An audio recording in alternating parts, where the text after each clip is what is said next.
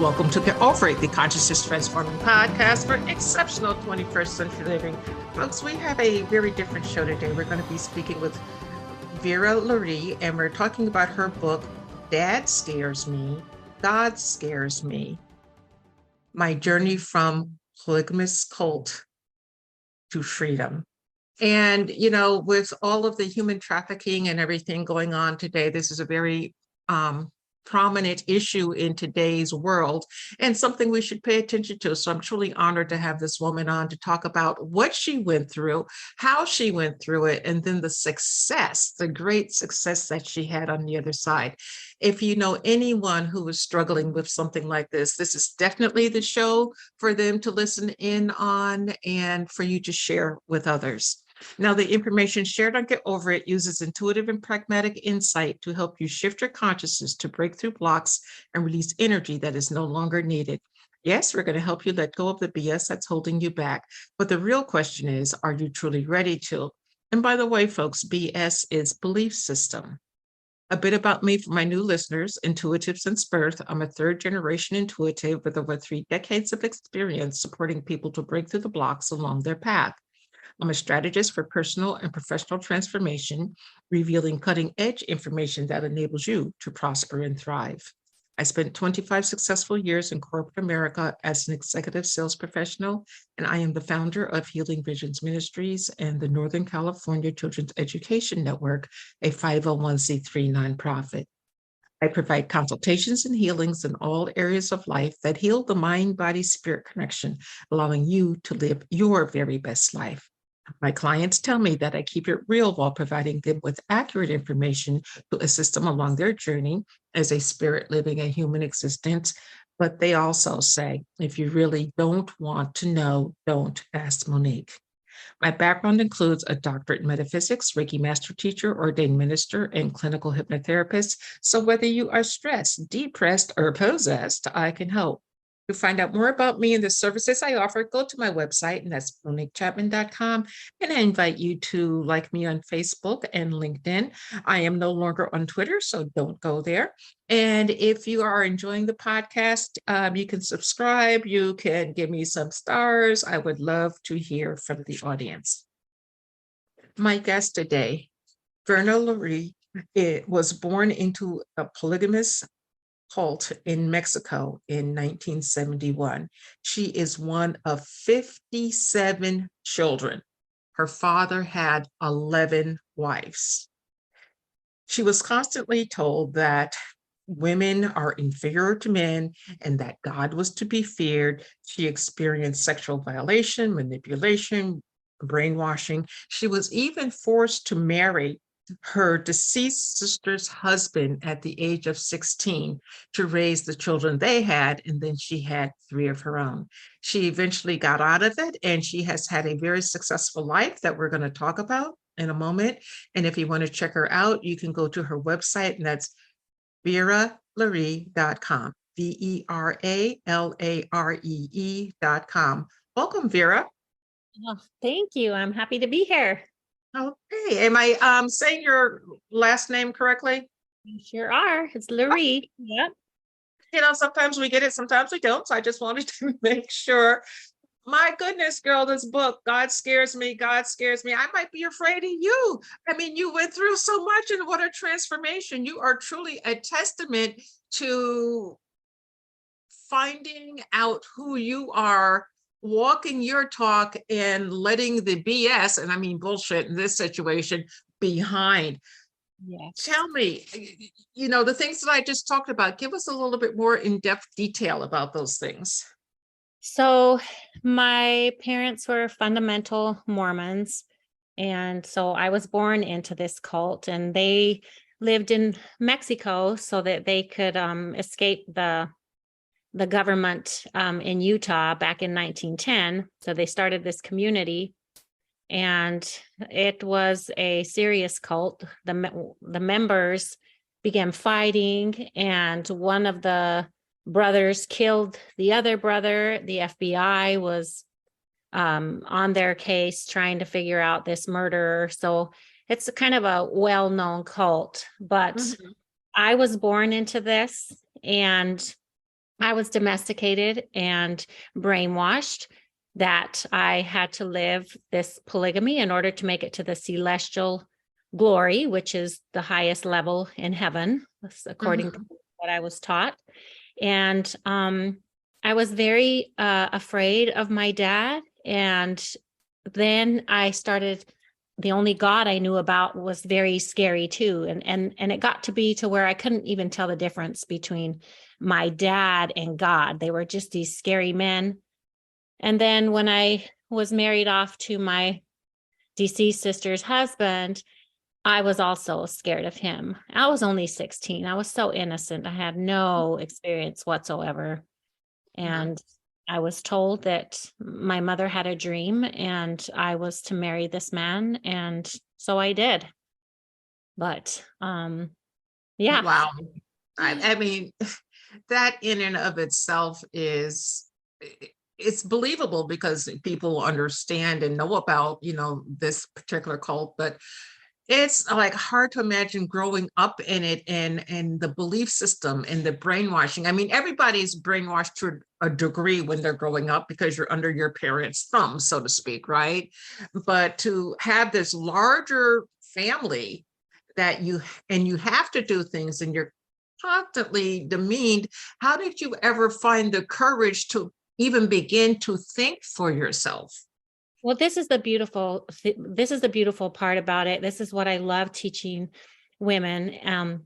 It's so you're right. Like, we are brainwashed constantly, like society and governments and just group, like churches, and we're brainwashed all the time. We just don't know it because it's not this radical thing, And for me, growing up in Mexico, I knew that the surrounding people, the natives around us, they didn't live this way. They thought we were weird, right? And there was this little small, I don't necessarily think it was a voice, but I had this feeling, and it was with me all the time. And that's kind of what helped me to even get out of this, was because if you think about it, I didn't have any other thing to relate. That was all I knew. Like, this Right. was told about women were second-class citizens. If God's kingdom was established, women would open the doors for the men. Women would throw the petticoats down in the mud puddles for the men to cross over if the world was the way God really wanted it to be. Like, I was raised, with this idea that I was just nothing. I was put here to please men, or a man, have babies, serve him. And so I didn't really know what to relate it to. I'd never had a boyfriend, so I didn't know how to relate the sex and the marriage. I didn't know. I just had a feeling. It was this strong feeling, and it was with me all the time. And eventually, like I said, it's honoring that feeling and listening to it and reading books and doing, teaching myself and educating myself is how I was able to unbrainwash myself. And now, being the successful, confident woman that I am, I look back on that and I'm like, holy Moses, how did that girl do it? Because when I was in it, I didn't know how bad it really was. I just had this feeling in my heart that was like, no, like, this is not right. Like, no, like, I wasn't put here for this. Like, I just knew that there was more to life than what I had been told. And so it's just so important any woman out there that's listening to me, you have that intuition too within you. But sometimes because we're afraid and because there's, different reasons, but we don't listen to it. We shut it off. We ignore it, or we talk it down. And I'm not saying it's a voice. It's not really even a voice. It's just this feeling, like, so you just have this knowing. And I think a lot of times what keeps women trapped, like in terrible relationships and terrible jobs or less than ideal jobs, I think sometimes what keeps us there is because we don't ask the right questions. Like we just accept things because that's what we're told. We just accept it as truth. But when you start to ask questions, it doesn't even mean anything has to happen. Just question it. Have like a curiosity about it. Why is this way? Where did this come from? Like when you start to ask those kinds of questions, why do I feel the universe goes about, or God goes about bringing you the answer. And sometimes it shows up in different ways, like in ways that you wouldn't even expect it to, but answers do come. And sometimes it takes, it might take days, it might take months, it might take years for the answer to come. But if you're asking the right questions, to me, that was the secret. Now, did you have any support among your siblings, or were they still in the energy of brainwash? Oh, they were in the energy of brainwashed for sure. I did. So I helped one sister leave, like before I left, she left. And then about 2 or 3 years after she left, then I left. And that was the hardest thing I ever did in my life. Ugh. I can't imagine it, because I mean, you're leaving everything that you've ever known. Exactly. And I didn't know where I was going, what I was doing, how I was doing it. I had 3 children, no education, I didn't even hardly know how to pump gas. Like I was scared to even pump gas in America because I didn't know how the machines worked. I was but I just knew that I was going to trust my gut. I was going to trust this feeling. And I knew that it was, if I had to die trying, I was going to go find my way. I could not live one more day in this situation that was just it's so hard for my soul. And it was just so against my body and my heart and my spirit, everything. Like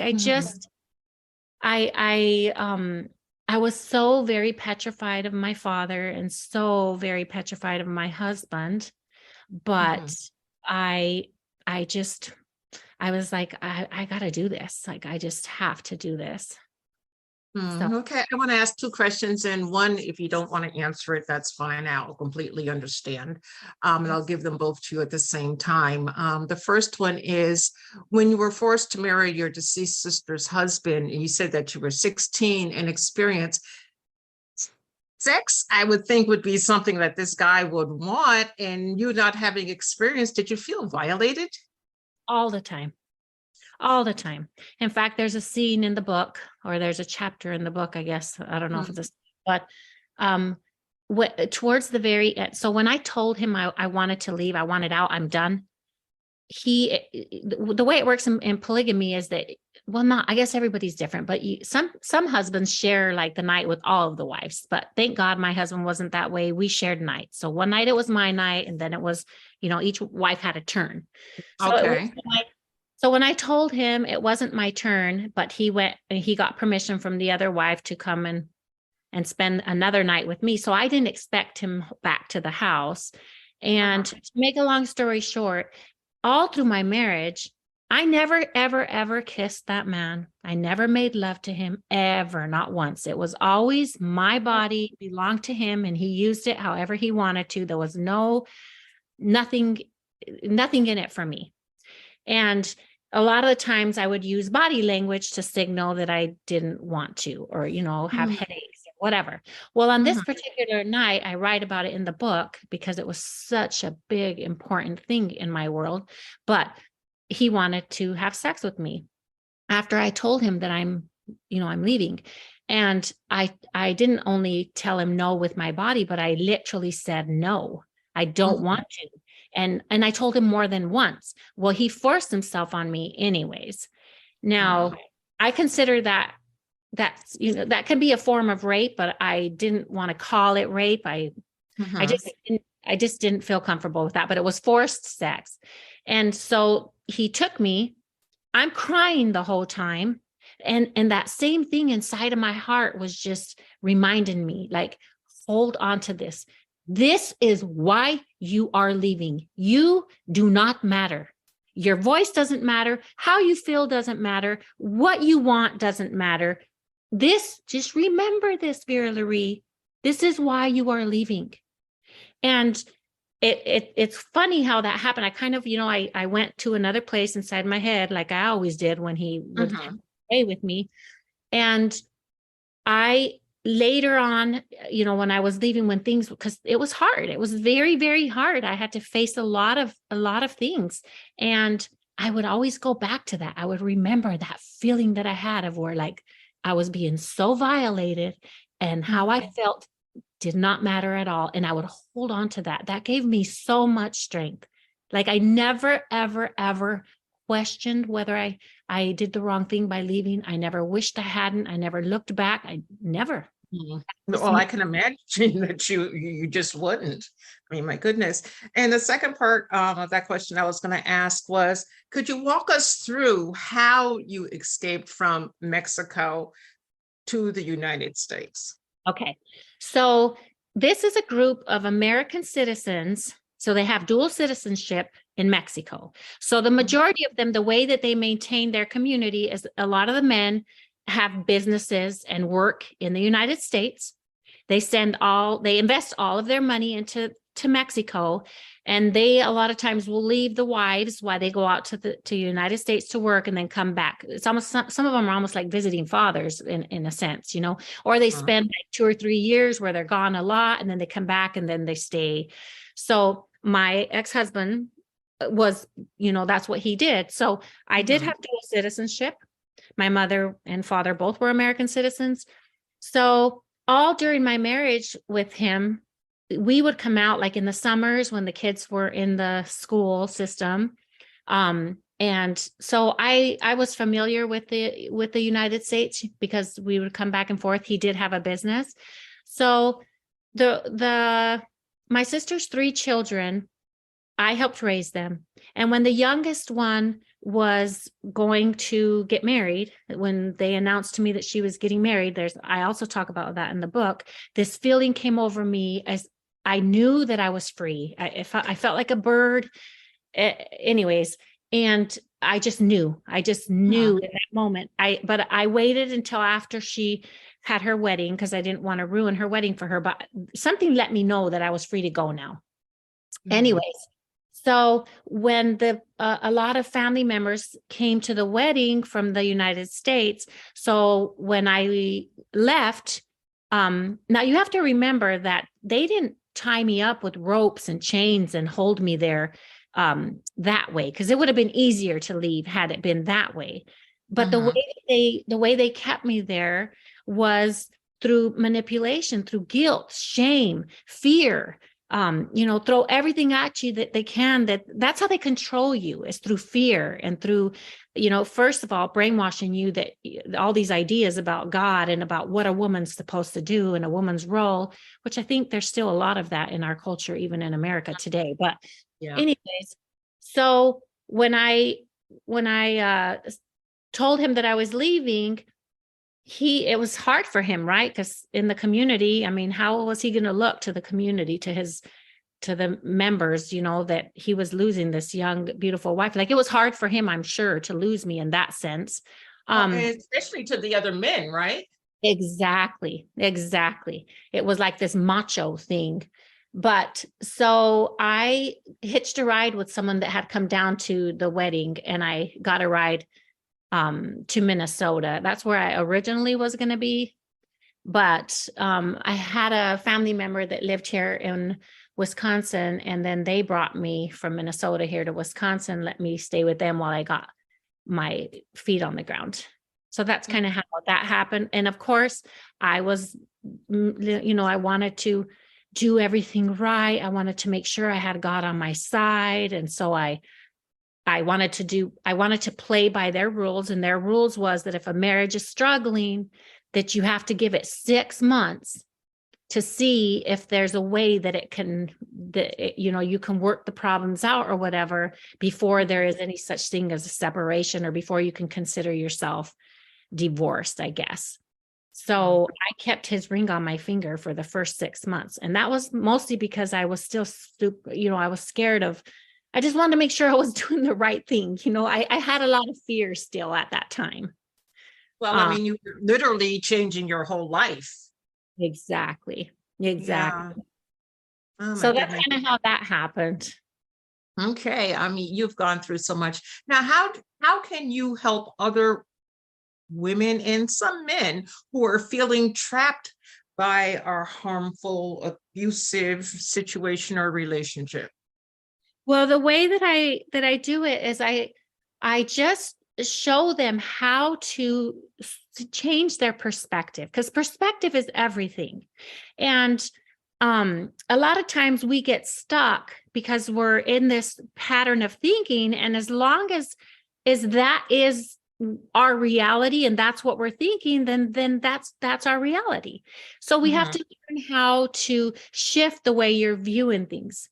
And that's how I overcame this. Was obviously I did a lot of work on myself, but I learned how to change the way I was looking at things, and then prove to myself by asking questions, obviously, that a lot of the stuff that I had been believing, obviously they put that in my brain as a child. It's not like I chose to believe those things, but then I could take them and look at them and see what ones served me and what ones were hurting me, and learn how to let them go. And I think the biggest thing is fear. Like, fear just holds us back. A lot of times we don't even think that it's fear. Like a lot of women will stay in bad relationships. Let's just use that as an example.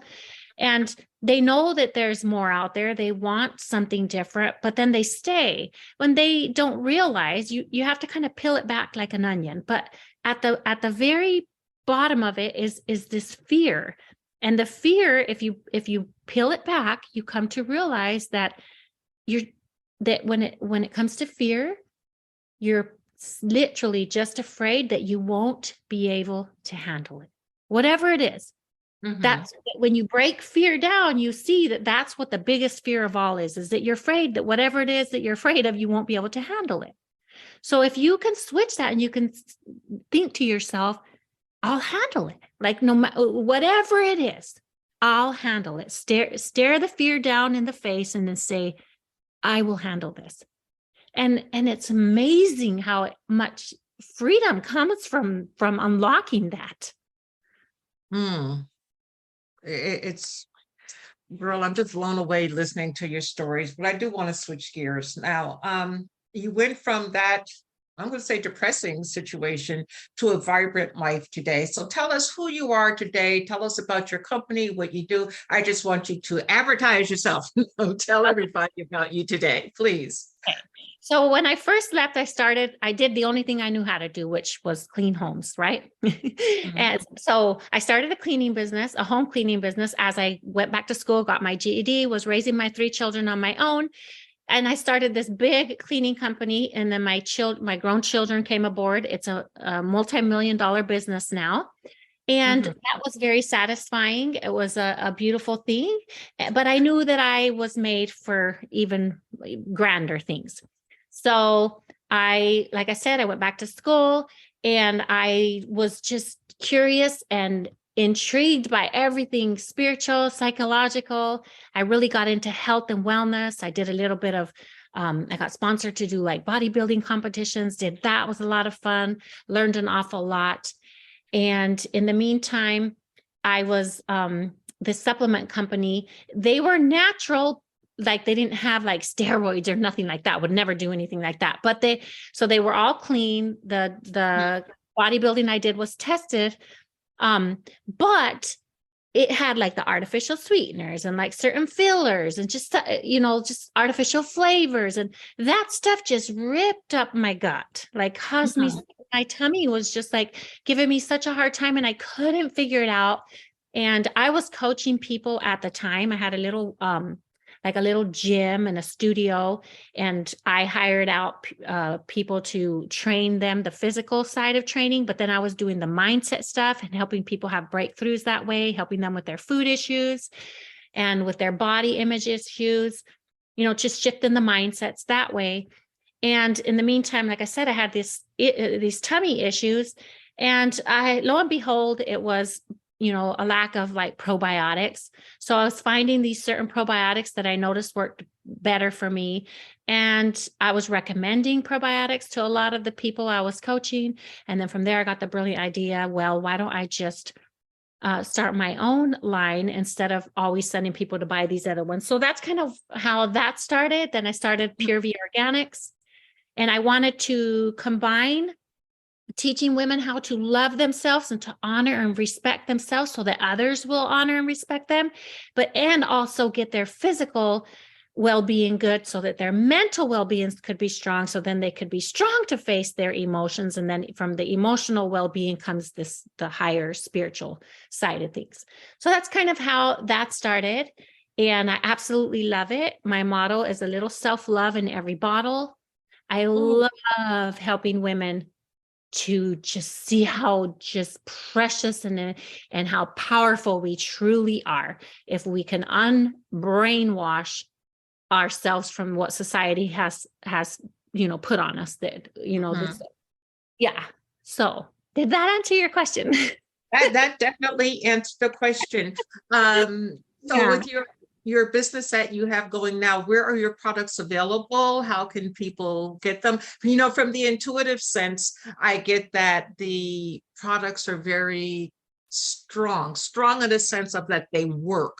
Yes. Okay. That it will go through the system and do what needs to be done to bring the system back into balance. Does that make sense based on your experience? It sure does. And what a lot of people don't know about probiotics, so it's not like a magic pill. Like when you have a headache, you take Advil and then the Advil takes your headache away. Probiotics don't work that way. It's like a daily thing that you have to do to take care of yourself. Just like exercise, you don't lift weights one day and then all of a sudden tomorrow you have big muscles, or, you go on a diet and after one day you're skinny. No, it's something that you just do a little bit every day. It's a way of taking care of yourself. So probiotics, that's how it kind of takes a while for you to, some people notice a difference right away, but I just like to tell people to give yourself time. It's like eating food, and people don't know, but like your mental well-being is so much of it is tied into the health of your gut. Like if you have a healthy gut, that affects your mindset. It affects your the way you feel mentally. So I like to tell people to start there and to take care of themselves there. And you can find my product on my website, which is www.purevorganics.com. It's pure, like Pure, and then VEE.com. You can also find it on Amazon, which is nice. That's wonderful. Yeah. Or you can go to also to my website, veralaree.com. So it's VERALAREE.com. You can find out a lot more about it there. But yeah. And then I'm also on Instagram and TikTok, and they're all under Vera Laree. Okay. Now, do you work with people individually to coach them through what they need? Right now, I'm working on a program that it's going to be an online program. And it's really exciting because I'm putting all four of them together. So I'm doing the physical, the mental, the emotional, and the spiritual. And I'm working on that right now. I'm hoping to have it done in the next few months. And that will be available online. And I will be doing some one-on-one coaching on there as well. And that should be up on my website before too long.